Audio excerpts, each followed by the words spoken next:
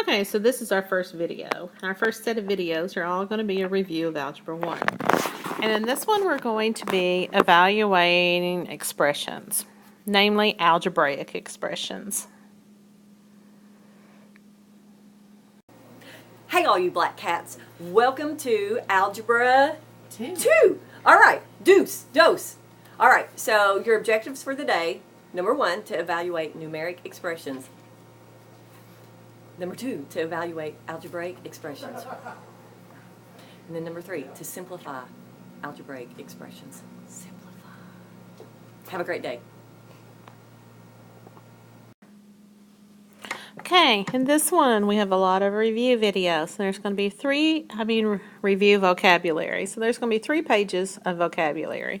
So what I want you to do on each page is I want you to pause the video when you get to the page. So you pause, you write down all the information you need, and then when you're done, restart the video. So vocabulary here, we have constant, variables, numerical expression, and algebraic expression. So pause the video and write down this information, and when you're done, restart the video. So you can go ahead and pause the video now.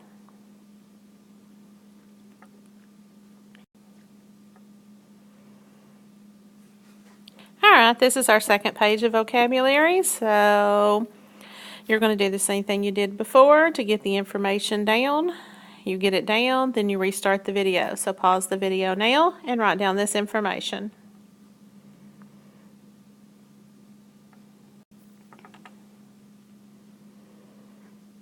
Alright, so this is our last page of vocabulary, and it's about like terms, and I do want you to take special note that I have included here some examples of things that are like terms, and I have included some examples or non-examples here of things that are not like terms. So anytime you see the word non-examples, it's an example of something that in this case is not a like term.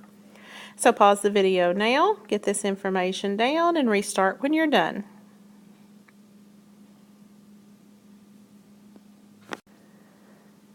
Our first set of examples in this video, we're just using the order of operations. Remember your PEMDAS. Please excuse my dear Aunt Sally.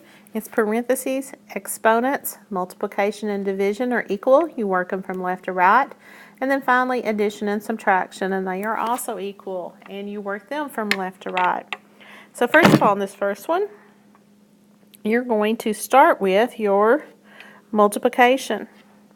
So you're going to do 3 plus 2 times 3, which is 6, plus 5. And then you do your addition from left to right. 3 plus 6 is 9, plus 5 is 14. All you're doing here is applying your orders of operations. Alright, in the second problem, we have an exponent. So it's going to come before our subtraction or our multiplication or division. So 15 divided by 3 times 5 minus 4 squared. 4, that means 4 times 4. Exponent tells you how many times to write the base down, and then you do multiplication. So it's going to be minus 16. Alright, then we're going to work on our multiplication and division, which comes next, and we're going to go from left to right. 15 divided by 3 is 5. Then we're going to multiply that by 5, so that gives us 25 minus 16. And lastly, we do our subtraction, so that gives you an answer of 9 there. Alright, our third example has grouping symbols. You work inside your grouping symbols first. So first of all, I'm going to work inside here. 4 plus 3 is 7. So I'm going to do the addition inside there first. And then finally, rest of the problem here. When I have a number here like the 5 and the 2 outside the parentheses, that means multiplication. So multiplication, they're both multiplication, here and here. So those are equal. So what we're going to do is from left to right. 2 times 5 is 10, plus 3 times 7 is 21.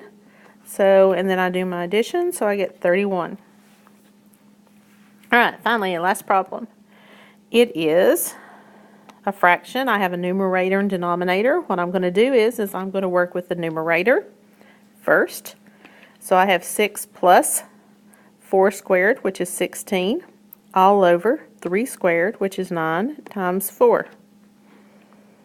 So then, once I've gotten rid of my exponents, I'm still working on the numerator. 6 plus 16 is 22.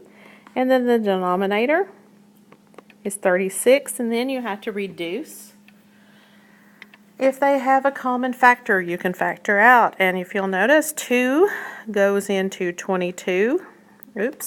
11 times, and 2 goes into 36 8 times, and 11 is prime, so we can't go down any further. So this reduces down to 11 over 18.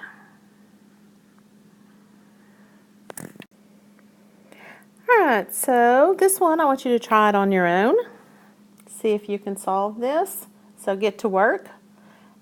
Solve this, pause the video, and when you're done, restart and check your answer. So pause the video now. Alright, so here's my answer. I got 17. Did you? If you didn't, go back and check your work and try it again.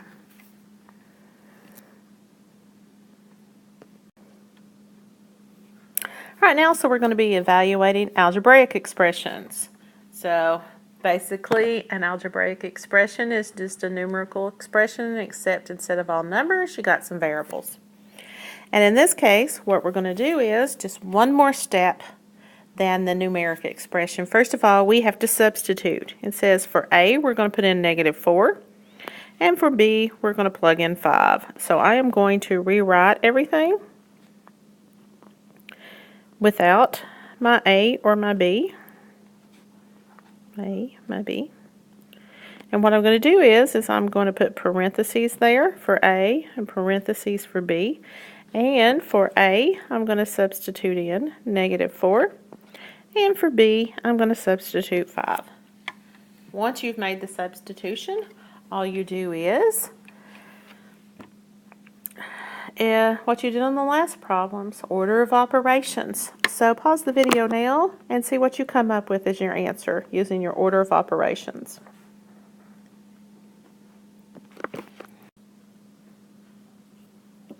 Hopefully you got 7 just like I did. If you didn't, see if you can rework it and see if you can figure out, compare your work to mine to see where you made your mistake.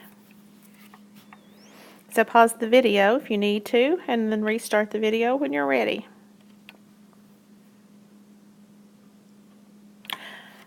Alright, example 2. It is same thing. We're taking our expression, and let's see, everywhere we have an A, we're putting a parentheses. And everywhere we have a B, we're putting a parentheses. And I'm going to color code these. My A is going to be red, my B is going to be blue, and finally, let's see, my C, I'll make it green. So my C is green. Now all I'm going to do is substitute those values in. I'm putting in 7 for A, and 3 for B, and finally, let's see, 5 for C. Now all you have to do is your order of operations and solve this. So pause the video, see if you can solve it on your own. So pause the video now.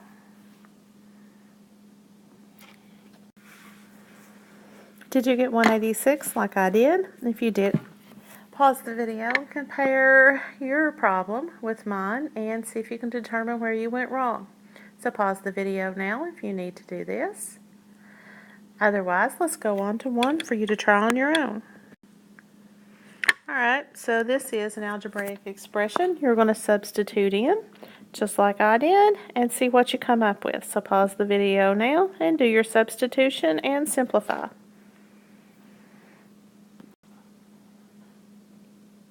Alright, did you come up with 50 over 3 like I did? If you didn't, I'd say where you most likely made a mistake was that number 3, -3. When you squared it, did you get a +9? and then the negative in front of it makes it negative. If you didn't, go back and check your work. That's something to be careful of. When you square a negative number, when you square any number, your answer is always going to be positive. Because a negative times a negative is positive, and a positive times a positive is a positive.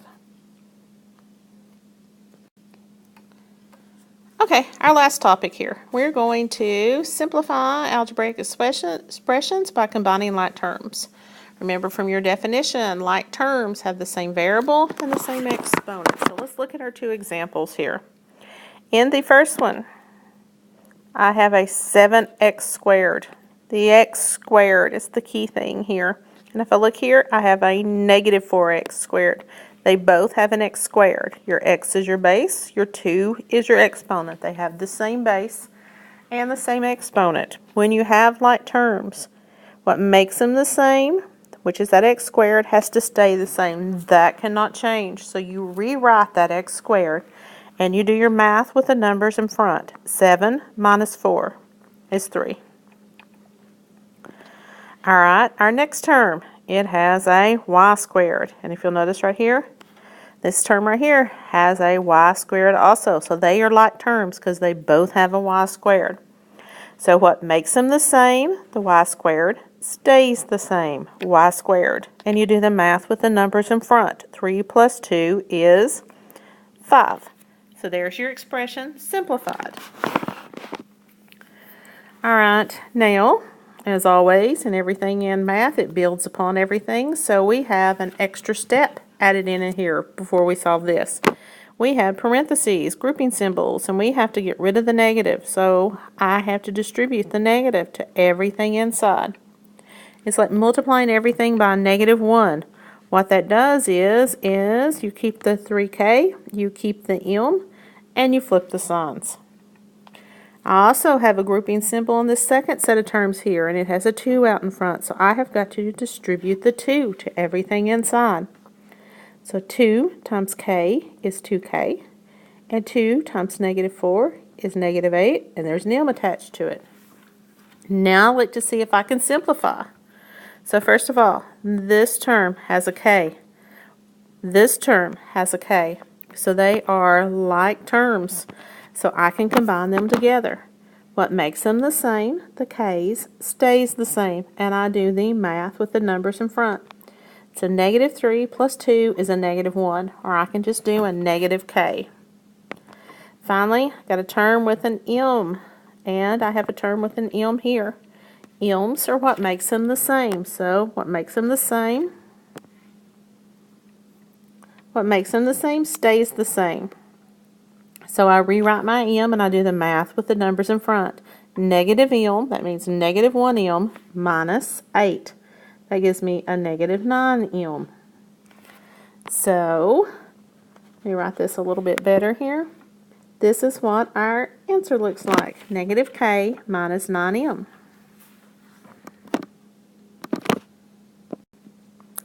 Alright, last slide. Woohoo, right? We're almost done. So what I want you to do is you're just combining like terms. I want you to see if you can do these problems and combine and simplify your like terms on your own. So I want you to do both the problems. So pause the video and do both problems, then restart. So pause the video now and do both problems.